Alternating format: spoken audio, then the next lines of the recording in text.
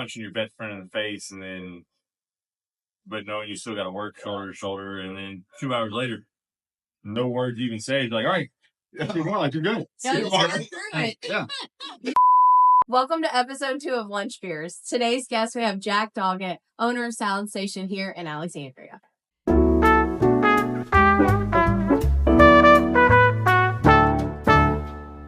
I've got 3 options of beer for you today. A Po' Boy Amber. I tried these last night. That one's darker than I thought it was. I've got this one, which is actually my favorite beer. It's the Shiner Cerveza, their Mexican style beer. It's fantastic. A Super Blue. It's a double APA.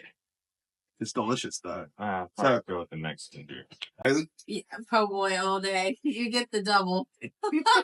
Let's see. I think this one 8% alcohol. Okay, that's how we're going. That's how we're gonna start today.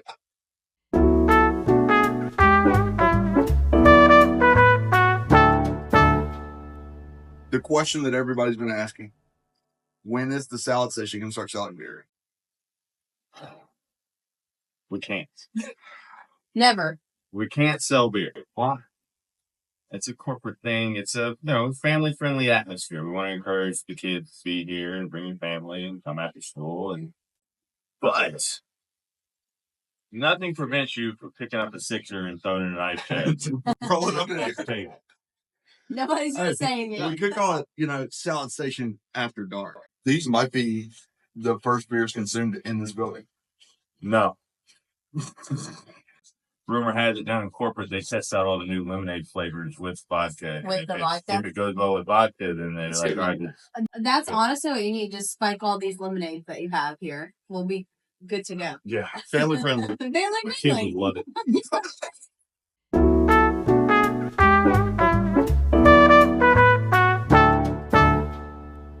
Okay. So it's rumored that your parking lot is the most dangerous in all the city. Roughly how many accidents have happened in this parking lot? Well, And has the building been hit? That's so cold. funny you say that.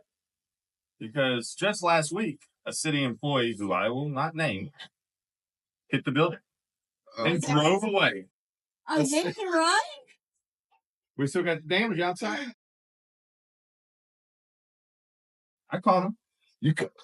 I caught him. How did you catch him? Do you have cameras? I have cameras. Okay. I caught him walking in, and I took a picture of his face, and I tracked him down.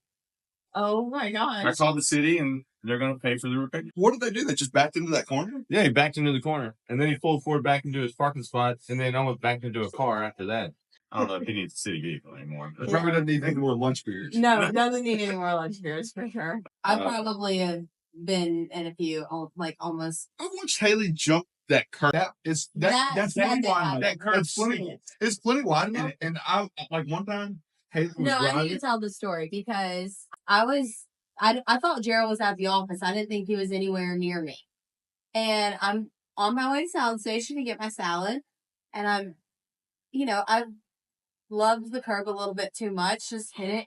And immediately my phone starts ringing. It's Gerald, and I answer, and I'm like, hey, what's going on? He's like, I just saw you hit that curb.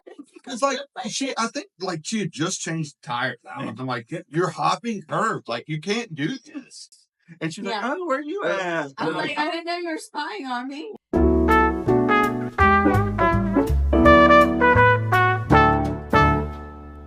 Kind of tell us your background and how you got started in the kitchen and how that evolved. Well, I went to college and had too many lunch beers. I had to come home. Mm-hmm. And I was like, well, I'll get a job waiting tables, way back when at Copelands. Oh, yeah. Copelands. Back there. That's where I got my start. Yeah. And I used to love Copelands. It was great. It was great. And then there for about a year and a half. I was 19. And after about 6-7 months, they kind of moved me into a nighttime manager. Okay. And then when Copeland's closed, we showed up for work on Sunday and the doors were locked. Is that really how y'all found out? I was actually in Biloxi on a vacation and was going to take the day, coming back. We did inventory on Sunday night. I was like, I just got to be back in town by 8:00 and start inventory, And they were blowing up my phone, get back. They wouldn't tell me why. to get back so early. Yeah. And so I get back and like, we're not doing inventory, we're closed. He's like, what do you mean we're closed? I said, no, like we're closed for good. There is no inventory to Why be had. didn't you? Yeah, the owner came in the night before and took all the nice steaks and champagne and like Bounce. Yeah. And then he just stood behind the bar and said, "This is all I have to offer you guys," and like pointed to the liquor bottles back there. And so, you know, that's Did you get a good bottle? I split a bottle of Johnny with the kitchen staff, and we sat there and drank it. But I was pissed. I was like, man, you could have just told me I didn't have a job before I stayed out of I town. want to enjoy the beach vacation. Yeah, instead of having to come back. That's wild. So they weren't even telling the managers. No, they didn't tell anybody. Wow. Instead of that, I went to Bueno's for a little bit, and then Spirits was doing their food truck. I was working under Dean Kennedy, who had partnered with Lee on the truck, and Dean, the amazing chef, and he showed me a lot, and kind of pushed me to go to culinary school. So I went down to Nichols. Oh, God. And John Folks' program down there. Unfortunately, once again, too many lunch beers. Came home, went back to school, hopped in with Spirits, like dead set. I'm finishing school. Yeah. And then I started managing, you know, the kitchen manager. Well, the kitchen manager, the chef, you know, had a little, didn't show up for work on Valentine's weekend. And on Monday, they're like, "Jack, you're the kitchen manager." And I went to walk-ons and worked my way up there, and then Rotolos and And then I was here. So how did you get into this space? Because like part of my question was your background is cooking, you're a chef, but then this is kind of a different thing. This is a franchise, number one, but number two, it's not the same like cooking space that you've been in. Well, and it was an adjustment for me, but in a good way. I had kids, I have a family. We're all lunch. I get to be home by 5 o'clock, doing homework, cooking dinner for the kids, and enjoying that family time. But it was contact I had with Rotolo. They called and said, "Hey, the salad taking on advantage for sale. I think it could be a good fit for you." So I got it and went from there. That's awesome. Would you open more salad stations if you had the opportunity to? That's something in the works now. Okay, so we got a little teaser going. Okay, all right, good. A little Kingsville area. Okay. Heck yeah. Sweet.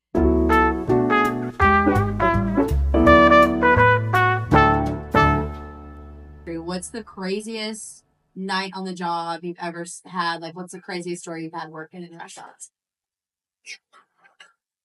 I mean the Copelands thing sounds pretty wild. That was a little crazy.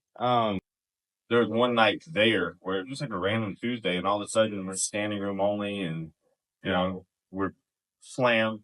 Line cook walks out, make the dishwasher start cooking food, put the kitchen manager on the line. 45 minutes to an hour, and the general manager's cool as could be. It's okay. What do you need? I got a 45-minute well-done ribeye gets put in the window on those sizzling hot plates they used to have. It slid off, bounced. I had to catch it in my hand, burn my hands up. Oh my gosh. But just watching him that night and just how like calm he was, like we're gonna get through it. Keep calm and keep your cool. Yeah. That was the biggest learning experience coming right then. I've always been able to kind of keep cool since then, and just know you keep your head down and get through it. But there's nothing else you can't do. No, you can't. No. You can't. You just have to embrace the suck and work through it. And panicking just makes the suck last longer. Have you watched The Bear? Yes. All right, I've heard it was good. I've still not watched it.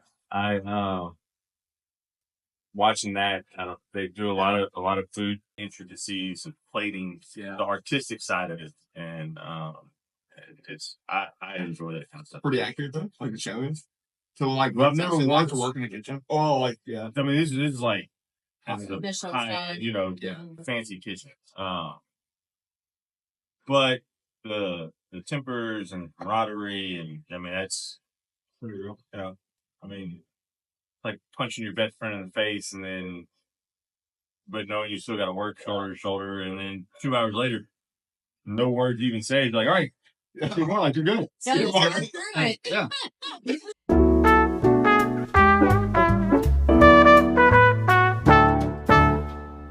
We're gonna hit this with this teaser about Kingsville. So you got another shop opening?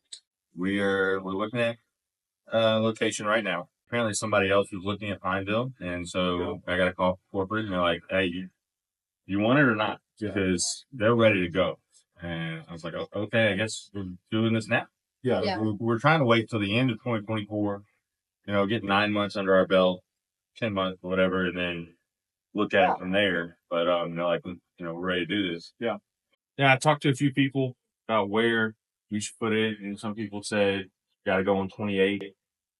But like you talked about the parking lot earlier, everybody has something they're known for. We couldn't be known for the places hard to get in and out. Yeah. Right? Yeah. At all locations. Was there building options on 28 East? Yeah. I didn't go look at it. I didn't You didn't even entertain it. I didn't entertain it.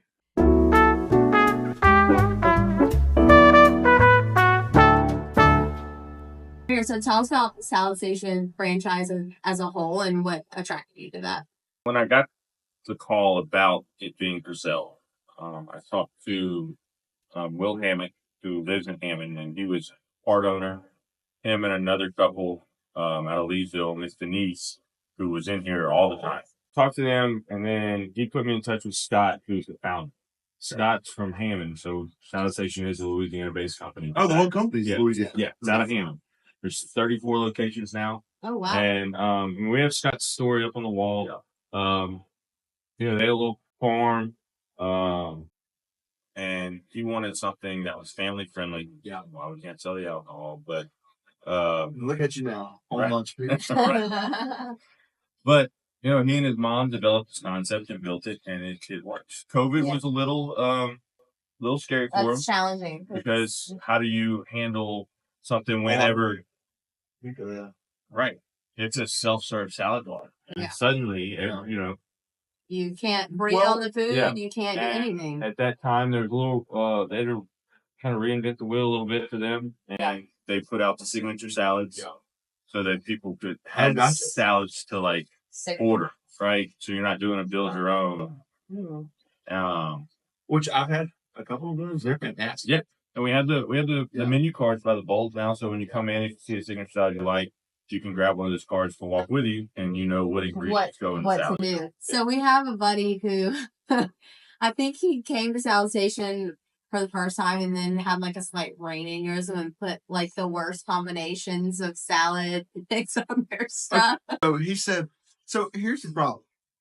You show up the first time and you have no idea what's coming later. Right. So you start off at the front with the different salad, the different options, and then you keep moving your way down. And as you get further, you're like, well, what am I building here?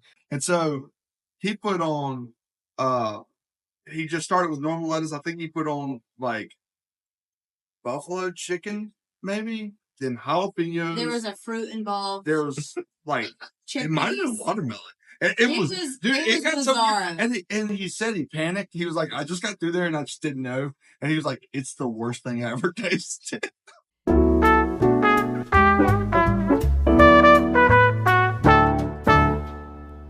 What's your best advice to first time Salad Station goers?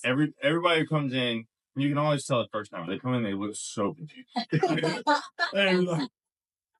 They'll walk up to the register and be like, I need a place to go order. I'm like, okay, it's all to go. You just start over there? You start over there. But honestly, don't grab a bowl yet.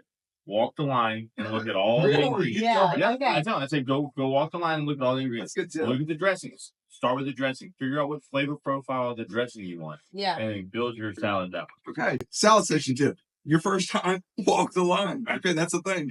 Yeah. So, but yeah, they come in and I love first time people.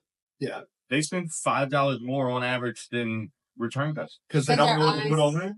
Well, they don't, they just overwhelmed. And so they're like, oh, that looks good. A little bit of this, a little bit of this, a little bit of this, a little bit of this. And, it all adds up eventually. But I had a bit of a Larry David moment one time when, we're frequent patrons here every Monday. Do you watch Curb Your Enthusiasm? I had a bit of a Seinfeld moment, I guess, for people who aren't familiar with Larry David. But this woman was in front of me, and we're moving through the line. I'm behind her. Well, she says to me, wait a minute. And she goes back down the line, and Can't go because back. she had forgotten stuff. And I went on this big tangent about like you can't go back in the line. Once you pass something, it's over. It's done. Because on the next, She's saying this like No, she was hot. I was She was hot. telling I me was you get out of here. She's like eating. she went back. She went back. She walked back in line. She messed up the whole system. Whatever. So the next time we go, You had to go back, didn't you? I had to go back. I got down the line. I had my bowl. I forgot like one of the key ingredients, and I stopped. And I looked up, and I was like, "Oh no!" And I looked at Gerald, and he was like, "You did it." She straight up did. He said, Not like two people. no, I was like, he was like, "You can't do it. Like you can't go back." I was like, "I gotta go back." So I did. We have a few people, and there's no rhyme or reason to how they build their salad. They'll start there, and they want to go to the pickle stuff, then they go back and get tomatoes, and they come in the middle. And That's wild, dude. they go all over the place. You gotta stay aligned. Yeah. I mean, It depends on how it busy it depends on is. how busy it is. Without order, there's chaos. Controlled chaos. Controlled chaos. That's what restaurant kitchens are. Controlled chaos. Totally. Right? Yeah. If you were to walk into a kitchen at peak hour, peak service time, it's wild. wild. Things flying through the air, flour all over the place, people screaming. You don't know how anybody hears what anybody's saying because everybody's screaming across everybody. But that's controlled chaos. I feel like we kill each other. Like we work together. We do great together. If we were in a kitchen together, No, we can't cook together. everybody knows it. Say the outro. Okay. Everybody, you've heard it. Say it on three. 1, 2, 3. Lunch break break. with Jack. With me.